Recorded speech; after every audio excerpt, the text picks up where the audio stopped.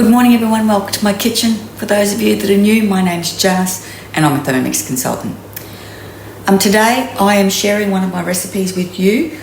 I've been playing around with a chocolate chip recipe that my mum gave to me when my oldest son was, or my oldest child was like only a few years old, so it's a well over 40-year-old recipe. And I've been looking for one. I don't know if you see like the New York cookie or the Levain cookie, or like it's all the viral TikTok sort of trend at the moment. And there's lots of YouTube channels with people making the cookies. But what started me down this track is a coffee shop that we go to regularly in town that sell these big chunky cookies. Like they're really expensive. Now I don't love the word cookie. I mean, cookie to me is more of an American term. I mean, we definitely make biscuits here in Australia, but I always think that a biscuit is crisp, it's got a snap to it, whereas a cookie is sort of a bit doughy in the middle, you know, crisp on the outside but doughy in the middle, a bit like a brownie in the middle. A brownie, not really. I hate trying to explain things, but yeah, they're doughy in the middle, they're not chunky. And this is what this recipe my mum gave me was. It was super crisp on the outside, but always a bit doughy in the middle. So that's why I landed on this recipe to convert. So it uses brown sugar and white sugar. It uses plain flour and self-raising flour. And I'm following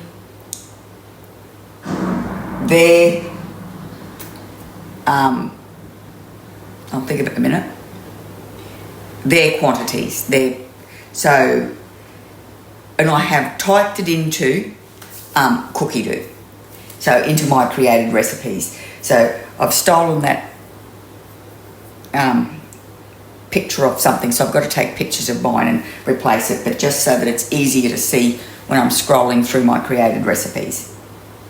So we're going to start cooking. So first up, we're going to insert the butterfly whisk. So look at my dirty bowl. Okay, so when you insert your butterfly whisk, so this is one of the attachments that comes with your Thermomix, your TM6 when you purchase, and in there you've got 4 blades, and the top one there, that's the highest one. That's got the highest point on it. So we're going to put this in behind that, so it sits on the in on the blunt side of that high blade. Right, and you can see my bowl definitely needs a good clean out. It's got a bit of stain on it from making caramelized onion balsamic chutney or whatever it's called. But anyway, now we're going to place the butter. So with the guided cooking using your created recipes, it's a little bit different. So underlined are the linked ingredients that I have in my method, and then that is also the link to the speed and cooking time. So first of all, I'm going to weigh in the butter, brown sugar and white sugar. So if I click on the little scales that are down here, then it'll come up with that list of ingredients with their weights. So 200 grams of, so this is nice and soft, 200 grams of unsalted butter. So this is way too much, but I've chopped it all up because I'm going to do a bit more cooking today.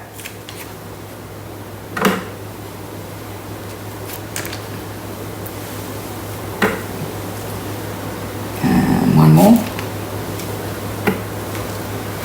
Perfect, rightio. I'll get that out the way.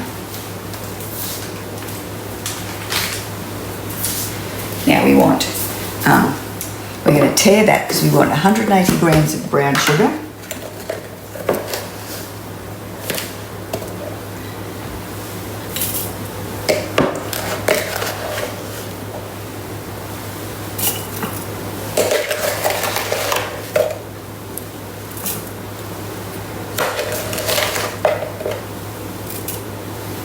Oops, a little bit more.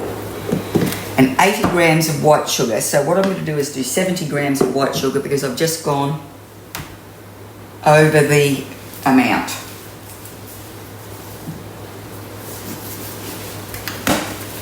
So let's tear that, remembering 70 grams.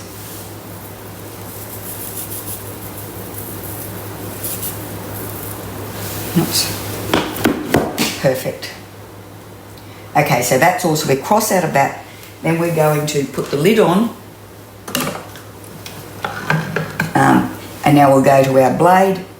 And it's set to mix for 1 minute. Speed 4. So with your butterfly whisk, you don't go over speed 4.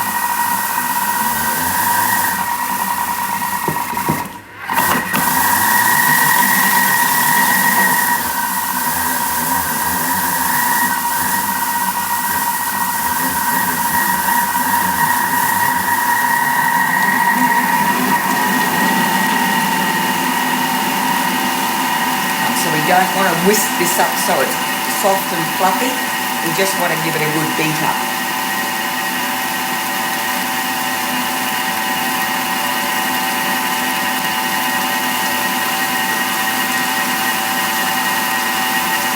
It depends on how soft your butter is, how long it takes. I don't know how long it is, so I've used margarine in cooking. But the original recipe calls for margarine.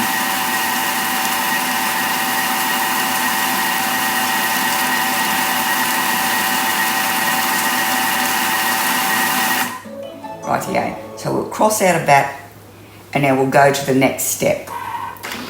So I'll show you what that looks like. So I don't know if you can see that that's still really grainy. That hasn't, that's not mixed up to, like a super fluffy creamed mixture. Now we're going to add 2 eggs. 20 seconds, speed 3. So back to our blades, set up for 20 seconds, speed 3.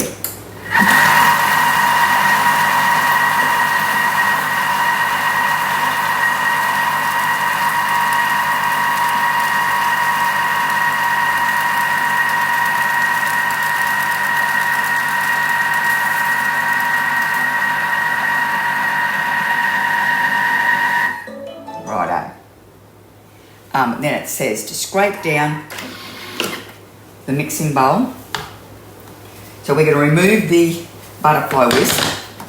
I've probably got that in the wrong order, but I'll show you that.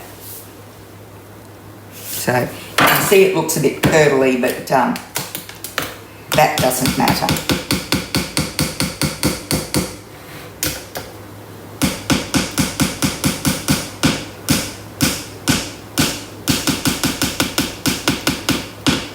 Now I'm tapping on the side of the bowl here to get all the mixture off this, but I haven't got this sitting on the base.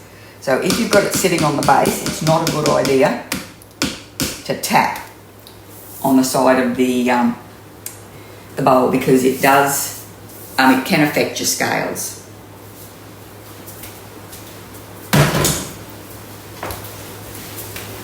Rightio.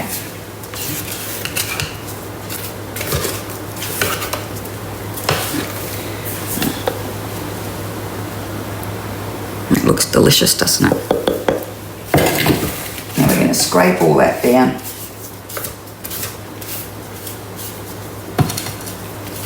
That does look delicious. Now this recipe, you can, like I'm putting chopped chips in mine, but you can change it up and you can put, you can replace it with whatever chocolate chips you want. I'm putting a mixture of milk and a mixture of dark. Or you can get those Reese's Pieces peanut butter chips. They're delicious. You can also use nuts or whatever you want, mix, like dried fruit. But anyway, but it's 250 grams is the weight for the additives you're adding in. Rightio.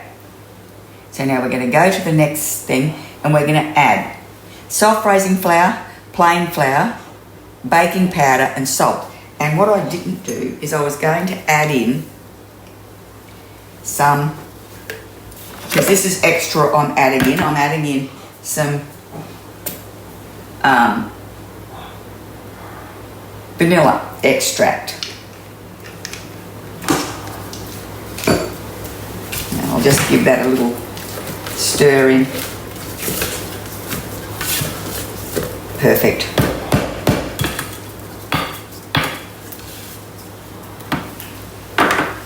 Okay. Sidetrack there. So we want self-raising flour, plain flour, baking powder and salt.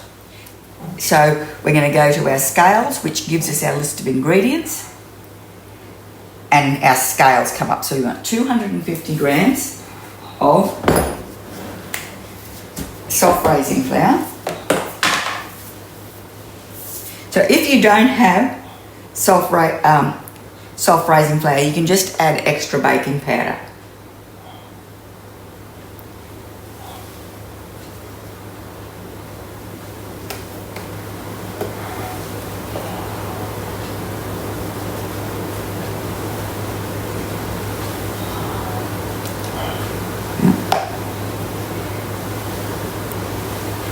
Rightio.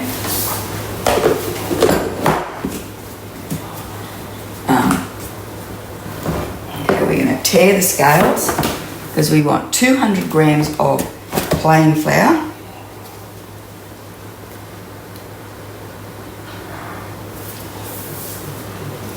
Mum's basic biscuit recipe used to be 4 ounces of butter, 4 ounces of sugar, pinch of salt, teaspoon of vanilla extract, 1 egg, and then 8 ounces of self-raising flour. Or if we had plain flour, we'd add a couple of teaspoons of baking powder to that. So we grew up with that recipe.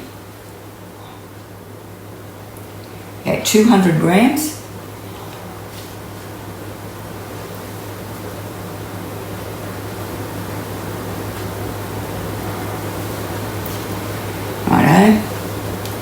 Just a sprinkle, a teaspoon of baking powder, and then half a teaspoon of salt.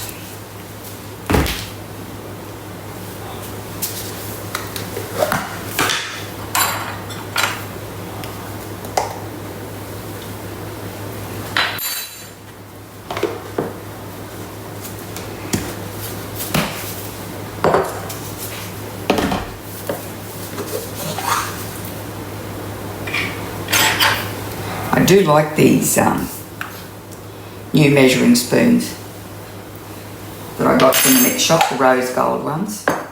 They've got a few more sizes that we've got 1/4 of a teaspoon and 1/8 of a teaspoon extra, and I like them. Okay, half a teaspoon of salt, and now we're going to mix that on dough mode. Now I don't know if you've noticed, I haven't had the measuring cup on top while I've been doing this, because I do like to just see what's going on, and it's not going to all come out. It's not like it's going to splash out because of what we're making, but I might put it on once I start this dough mode. If too much flour starts fluffing out the top, I will probably just put it on. So let's go to our mixing, and it's 30 seconds on the dough mode. Yeah, no, it'll be fine.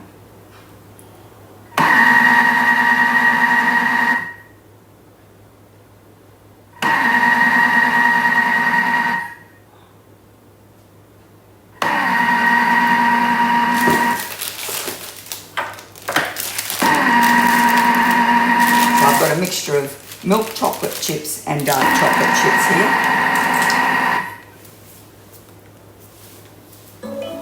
Okay, here we go next. So this won't be properly mixed up.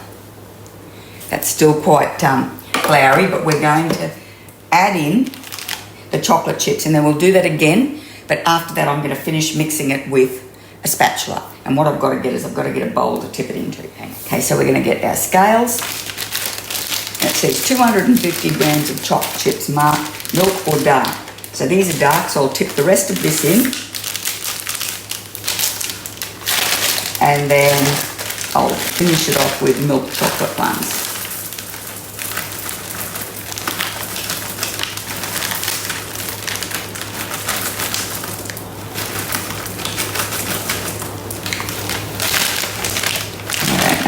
Let's see what that rest of that bag weighs. 300 grams. That'll be a few too many, but that's okay, it'll be perfect. I like the 250 gram because you can usually just open a bag and tip it straight in, but I had that big bag of the milk chocolate ones. Okay, now we're going to put the lid back on. We're going to go dough mode, so back to our blades, which is our mixing part, 30 seconds on dough mode. Now we don't want to do more than this because the Thermomix will chop up the chopped chips. We just want to just mix it in a little bit and then we'll do the rest ourselves.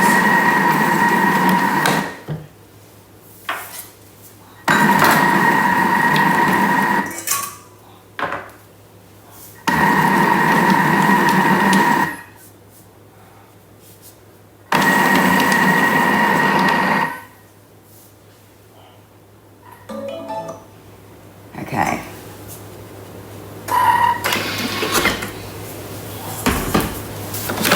So I'll just show you that.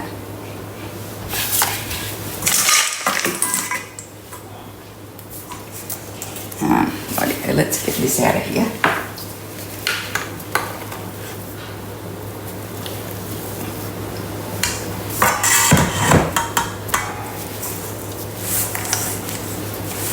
I am going to get into that with my hands probably, but we'll just see how well the spatula does.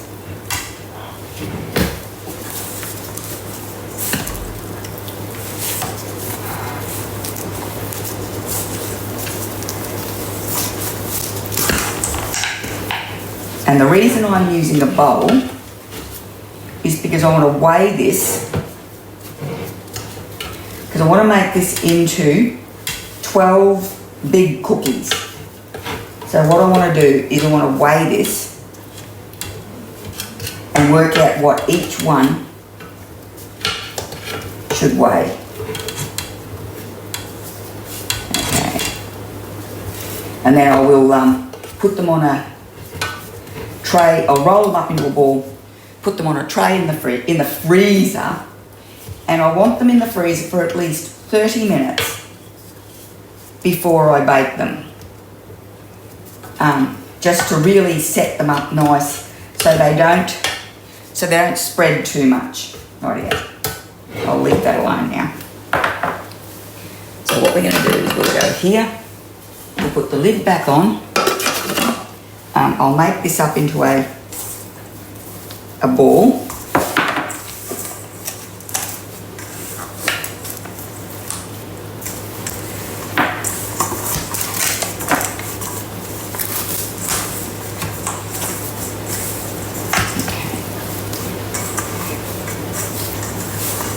I just want to be able to pick it all up without it falling apart in my hand.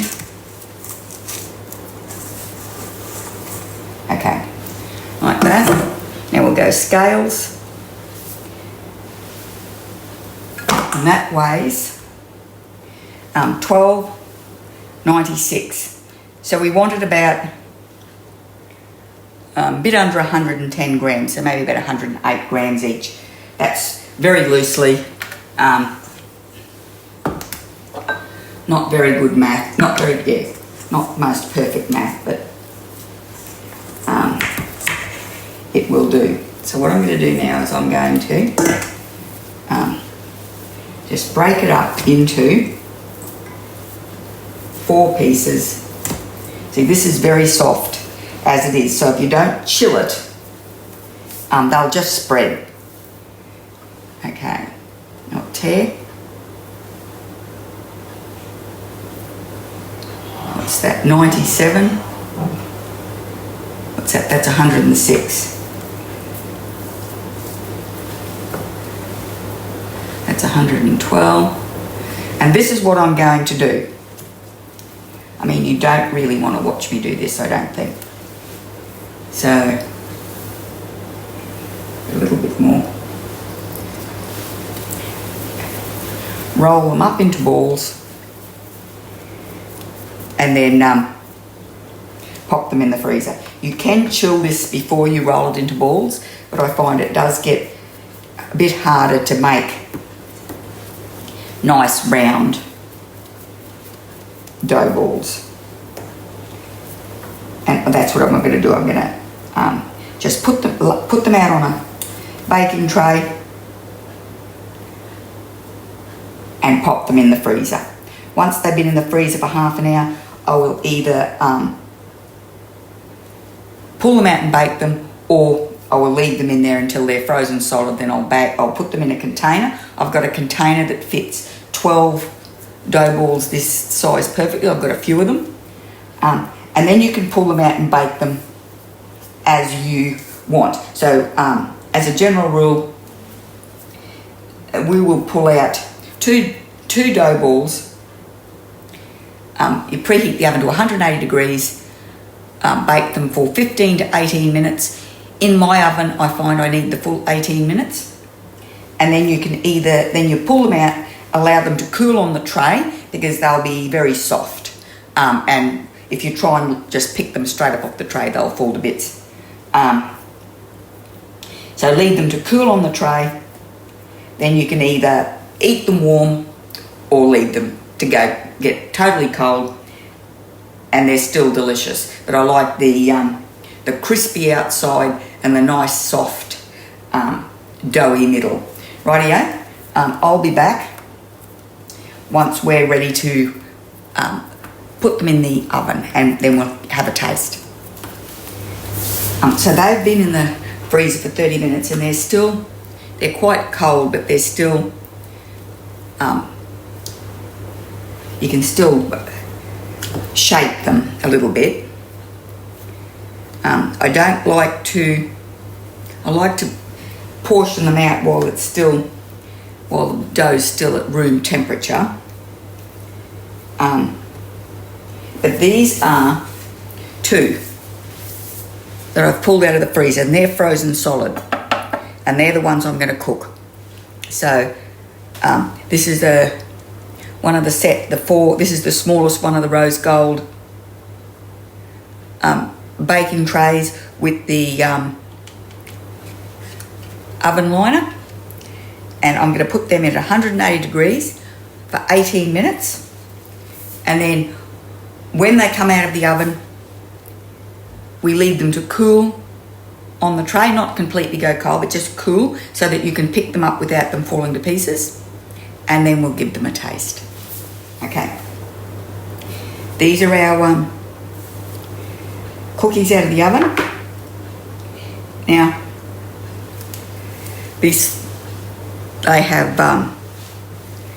they've collapsed a little bit, but sorry, I'll just show you this. Oops. Oh, can you see that? Rightio. Now they're really crispy on the outside, and I don't know if you can see how gooey that chocolate is.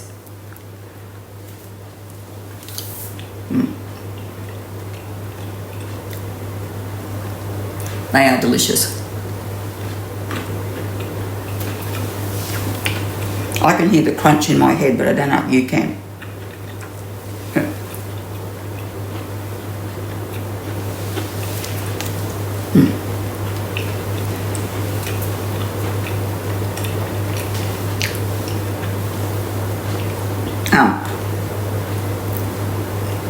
If if you want to warm them up after they come to room temperature, you can pop them in the oven for a few seconds or in the microwave, and they get all melty as well.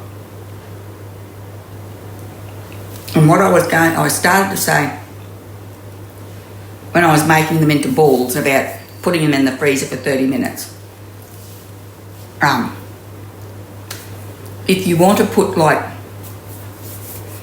some Nutella in the middle, you know, put a few hazelnuts in the dough and then put Nutella in the middle, that's the stage. Freeze it for 30 minutes.